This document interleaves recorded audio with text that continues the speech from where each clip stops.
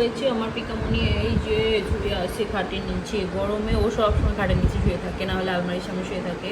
তো ওই যে খাবার খেয়েছে, ভাত খেয়েছে, আর এখানে আমি পানি দিয়ে রাখছি, যদি পানির প্রয়োজন হয় আমার সোনা পানি খাবে, তাই না মা? পানি একেবারে খেতে চায় না বিড়ালরা। তো এই জন্য আমি যেটা করি, বুদ্ধিটা করি, সেটা হচ্ছে এই গরমে তো ওদের পানি খাওয়া প্রয়োজন, না হলে ডিহাইড্রেট হয়ে যায়। আর বিড়াল যদি কোনো কারণে অসুস্থ হয় আর তখন তো পানি টানি খেতেই চায় না, তখন ডিহাইড্রেট হয়ে যায়। আর ম্যাক্সিমাম বিড়াল যদি আল্লাহ না করুক মারা যায়, সেটা হচ্ছে ডিহাইড্রেশনের কারণে।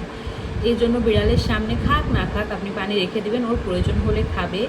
আর আমি যে বুদ্ধিটা করি সেটা হচ্ছে ওদের খাবারের সাথে আমি প্রত্যেক দিনই চিকেন দিই, একবার হলেও দিই, 2বার দেওয়ার চেষ্টা করি, দেই আর কি সাধারণত। আর যদি রান্না না থাকে সেক্ষেত্রে আমি একবার হলেও চিকেন দিই। তো এই জন্য সবসময় আমি চিকেন স্টকটা রাখি। আর ওদের যখন আমি মাছ রান্না করি তো তার মধ্যে আমি মিষ্টি কুমড়া বা অন্য যে কোনো সবজি, গাজর যদি দেই বা না দিই, তারপরেও আমি একটু ঝোল রেখে দিই আর সেই ঝোলটা সহ ভাত মেখে দিই, যেন ওদের পানির চাহিদাটা সুন্দর করে পূরণ হয়ে যায়, তাই না মা?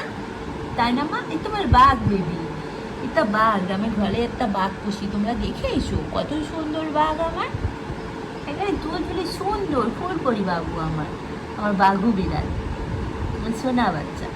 আমার একটা বাঘ, সত্য মতো একটা বাঘ আছে আমার। এই বাঘটা নিয়েই আমি অনেক খুশি, তাই না মা? আমার মাম্মা।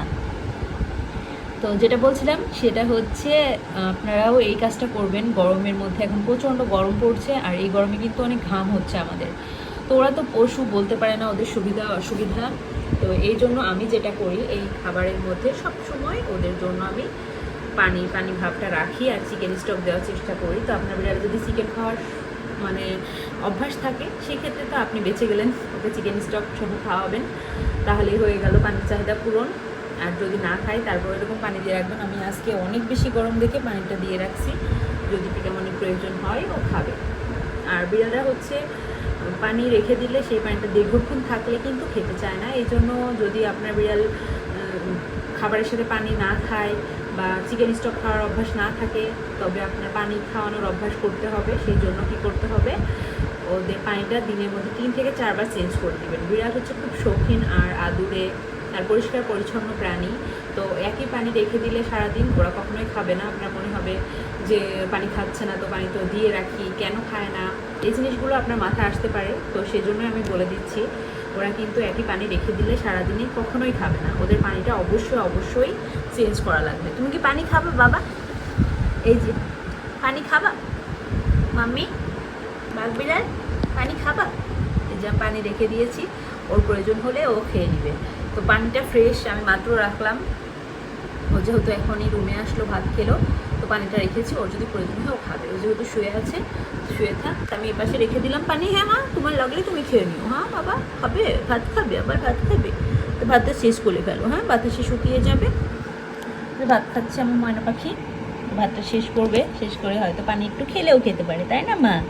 তো আপনাদের যেটা বললাম, আপনারা ইনশাল্লাহ সেটা করলে আপনার বিড়াল সুস্থ স্বাভাবিক থাকবে। পানিটা দিয়ে রাখবেন, পরিষ্কার পরিচ্ছন্ন পানি দেবেন, অবশ্যই চেঞ্জ করে দিবেন। আর চিকেন স্টক খেলে আর চিন্তা করার কোনো কারণ নেই। তো আজ এই পর্যন্ত, সবাই সুস্থ থাকবেন, ভালো থাকবেন। আমার বিড়ালদের জন্য অনেক অনেক অনেক দোয়া করবেন। আর আপনার বিড়ালদের জন্য আমার পক্ষ থেকে অনেক ভালোবাসা আর দোয়া রইল। আমি চাই পৃথিবীর সব প্রাণীরা এক মুঠো খাবার পাক, পানি পাক, সুস্থ থাকুক, এটাই আমার কাছে চাওয়া।